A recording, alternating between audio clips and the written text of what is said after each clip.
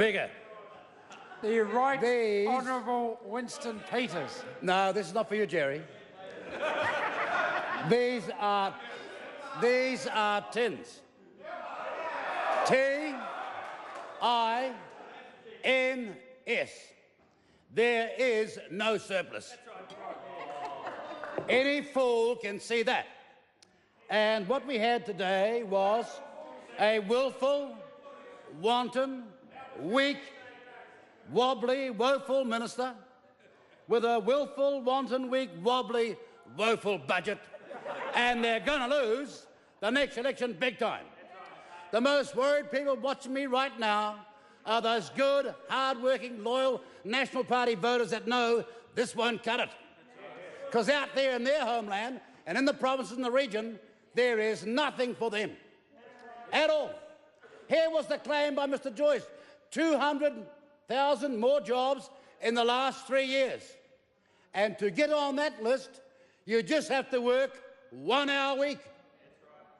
Who can possibly believe in that sort of hypocrisy?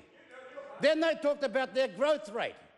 It is actually 2.8%, and if you take out the 2% of population growth, that's 0.8%, and that's down the bottom of the OECD.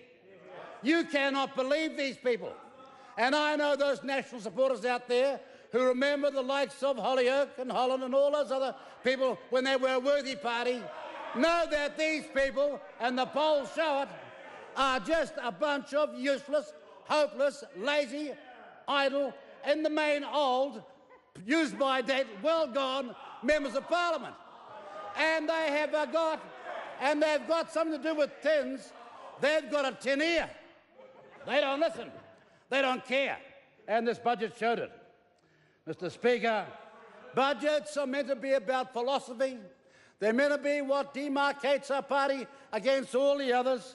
They're meant to be about a plan, a vision, which every sporting and cultural or business enterprise knows you must have, except in the National Party came in today with no plan, no vision, no idea, just trying to hang on for 3 more years.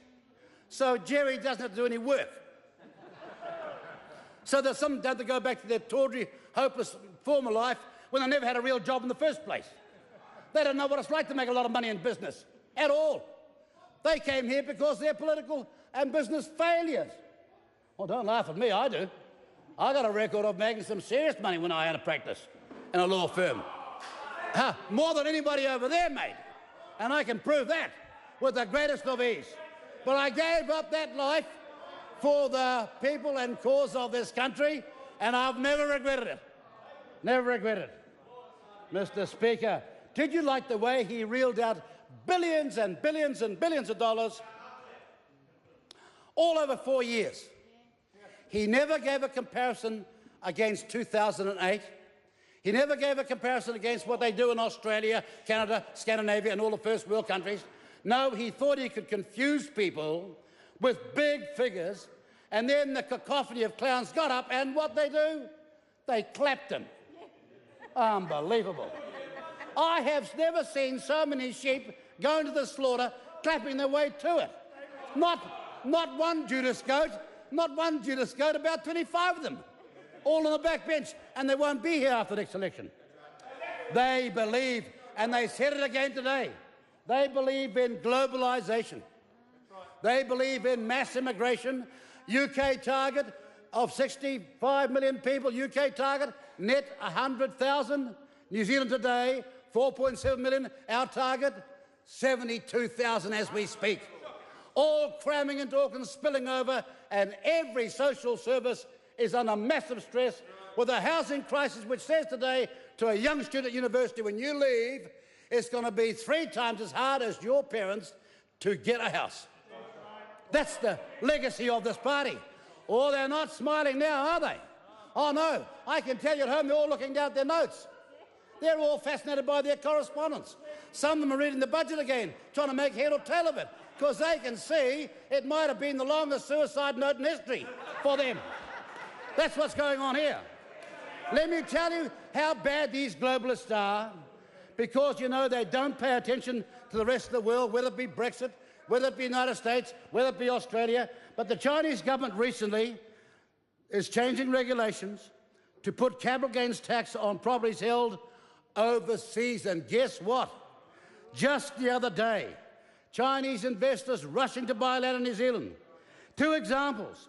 Massey University sold land to Wyburns, who then on-sold to a Chinese investor at a massive profit. They didn't care what the profit was. They wanted to get that land in New Zealand, and they got it. Auckland Golf Course sold land to Mansons, who on-sold to a Chinese investor at twice the market value. Just two examples.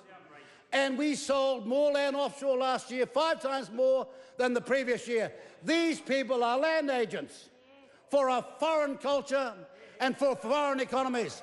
And the very last thing they'll ever do is stand up for you. When we sought to have a register of land and homes in this country so we might know what's going on, these people over here opposed it because they want you to be like their caucus. They want the mushroom principle. They want you in the dark permanently. And our job is here is to shine some light on what's going on in this country. That was a hopeless budget speech, appalling. And then to top it off, usually they go from the sublime to ridiculous, but it was ridiculous to pathetic. Up gets Bill English. And now when you see people standing in a certain way, you know psychologically how they are. When somebody goes like that, that means he's open to all sorts of attack because he knows he's got something to hide. And he did most of that. No, yes, I'm just showing for the benefit of Simple Simon, of Tauranga, I'm showing those people there the way he was standing. And you know what he said? You're doing that now. I mean, do these guys become ministers in a raffle? Unbelievable. He claimed a surplus of $1.7 billion. He claimed a surplus of $1.7 billion. If I'm looking at roading, there's $1.7 billion short already. If I'm looking at railways, $1.7 billion short already. If I look at the Cullen Fund, which they're not contributing to, that's $2 billion already. If I look at our hospital system, that's $1.7 to $2 billion already. And they claim a surplus. Whilst out there, when the struggle is real, they do nothing whatsoever, and that's the reason why they should lose. They have forgotten what they stand for. That party used to be called a national party with a capital N. Now they're the international party, the puppets of every other society and every other people but ours. That's how bad they are. And if they think they're going to win the next election, as Muhammad Ali would say, if they even dream they're going to win the next election, they should wake up and apologise. Unbelievable. Unbelievable. Family poverty, mental health services in disarray, the conservation estate and services in dismay because the only work that's going in is if it can help tourists and to hell with New Zealanders and their legacy. Social housing in motels, 100,000 a night now. Science, research and technology in disarray. Any figures today about what they're going to put into science, technology and GDP as against GDP? So we can have a comparison with Singapore and all the smart countries? No, no comparison at all. Runaway immigration, house price inflation going through the roof, infrastructure deficits in every town, city and over the regions and provinces, utter neglect. Utter neglect. And the New Zealand Super Fund, as I say, if we were contributing $2 billion a year, then there would be no surplus. We'd be down $300 million today. That is the truth. That is the truth. Unbelievable. And here we go. Oh, here we go. This is the person shouting out here is a man called Jerry Brownlee. If you're down Christchurch, you'll know who he is, because down there they call him Mr. Useless, Mr. Do Nothing, Mr. Slow as you go. And they made him a foreign minister. And the most amazing thing about that is he doesn't even know where Canada is. And the first thing he did was insult one of our old friends. Unbelievable. And then he goes over to Australia, and I bet the Aussies thought, good God, what's coming here? What have we got here? And then he calls the foreign minister Prime Minister. Unbelievable. Non-trained. Been here for years. Been here for years. Unbelievable. Mr. Speaker, the real figure New Zealanders want to know today was, what is our GDP growth per person? Because when you know that, you'll know whether we're going that way or that way. And why would anybody with all those economists and all those high-paid people in Treasury not tell you what the GDP per person growth rate is, so you will know against the rest of the world how you're doing? Not a word, not a syllable, not a sound, not a mutter, not a murmur in this budget, because they believe in the budget of mushrooms as a principle. Don't tell the New Zealanders anything. Don't tell them, for example, don't tell them, for example, that in most trades and most professions, if you're in Australia, look, don't try and shout me down. I'm having a conversation with real people. I'm having a conversation with the people of New Zealand. I'm not talking about people that spend all their time thinking about the next meal. I'm talking about the people who think about the next bill they got to pay. Because out there, the struggle, Mr. Brownlee, is real, and one party knows it and understands it and has answers for it. Did they tell you how they're going to grow the economy? Did they tell you, for example, that manufacturing against GDP in this country is declining? Did they tell you that exporting as opposed to GDP is declining? Did they tell you, for example, some of the most amazing things in this budget? But I'll get around to it very shortly. And then they got on and they said they're doing things for the Maori people. As though the Maori people are not like the rest of us. I mean, in this country, we've got red tape. We've got red tape, and under the National Party, we've got brown tape. That's what we got. Racism, separatism. But let me tell the Maori people out there, and there'll be a lot watching right now, up there in Hokianga, in Kaitaia, because they would love to vote on our roll. And they ain't going to be voting for the National Party. But let me tell you this.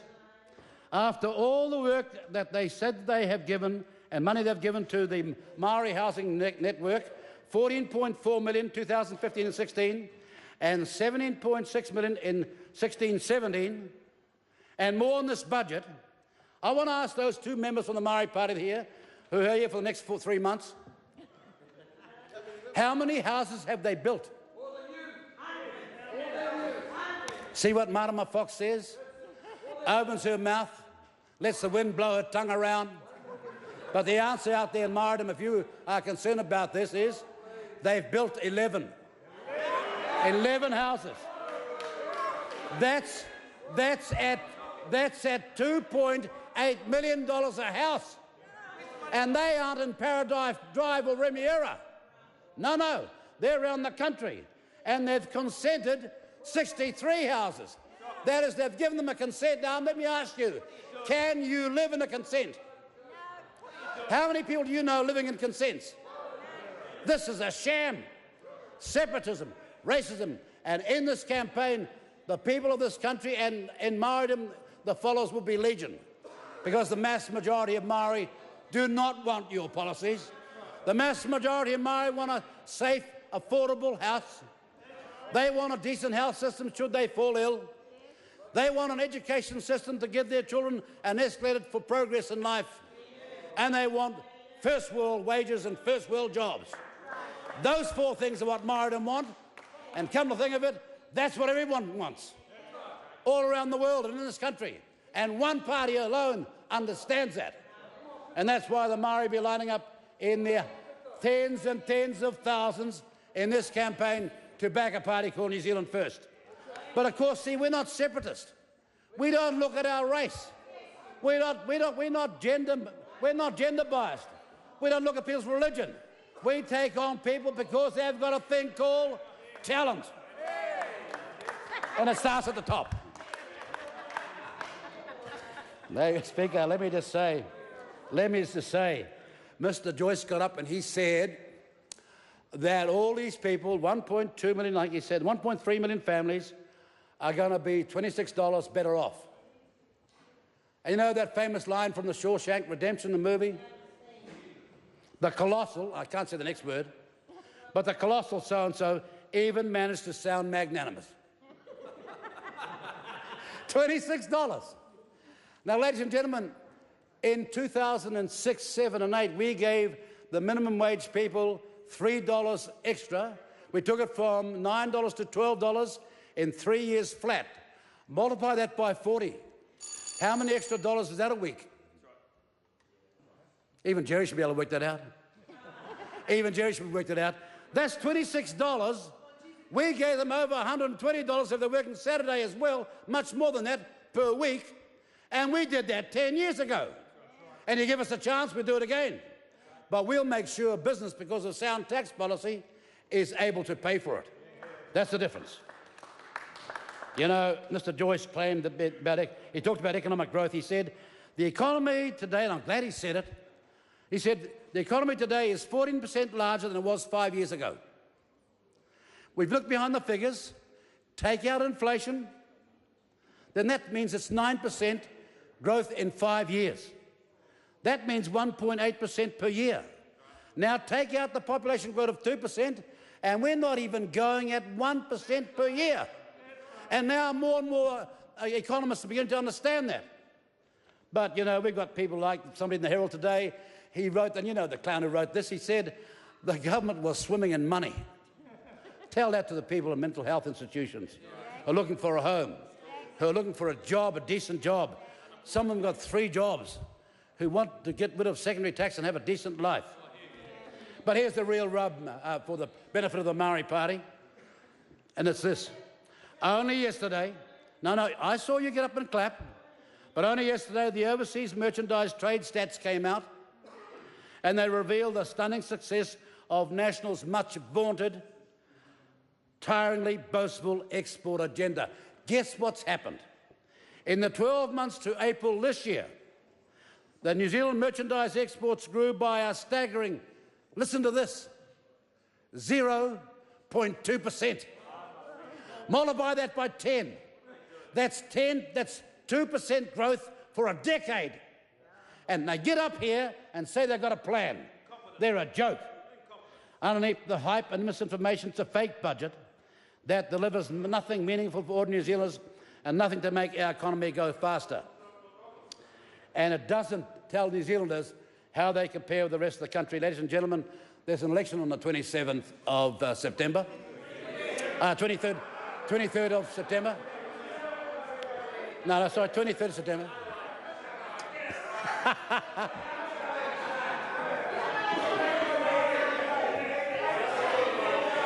You see, that's how I know they're listening. And that's how I know they're listening. I was thinking about the day we were all going to be down here as a huge caucus. And I got a bit ahead of myself. But there's an election on the 23rd of September. And in that campaign, on that day, on that vote, and the 2 weeks beforehand, people are going to have a chance whether they're going to vote for their province, their families, their communities, or for their politics. And right now, all the signs are showing that New Zealanders realise that they better put their hand up for their province, their region, and for their community. Because if they don't do that, then nothing will help them now. I have never seen such a disparity between the rich and the poor, now creeping into the middle class in all my life. And the great dream of people like Holyoake and others, when that party was a proud party, was a property-owning democracy with the greatest level of egalitarian equality of any society on earth. Look at it now, divisions everywhere. And even now in wealthy families, people who are poor because they're students with no chance of ever buying a home, unless mum and dad can give them $300,000 to $400,000 to get a start. And how many families who thought they were comfortable can afford that? But the National Party has no plan for housing. They're going to bring in the population of Rotorua every year for the next 10 years. But they won't build infrastructure. And if you look at the motorways in Auckland now on a Saturday morning, you'll know what a catastrophe this all is. This has been a day of bad and sad news. For 45 minutes, the people in this parliament and on that TV station and listening out there in New Zealand have had to put up with 45 minutes of sad, bad news. But I've got one piece of great news for everybody watching today and listening. I've got one piece of great news for everybody out there who's watching, and that's this. That was Stephen Joyce's first and last budget.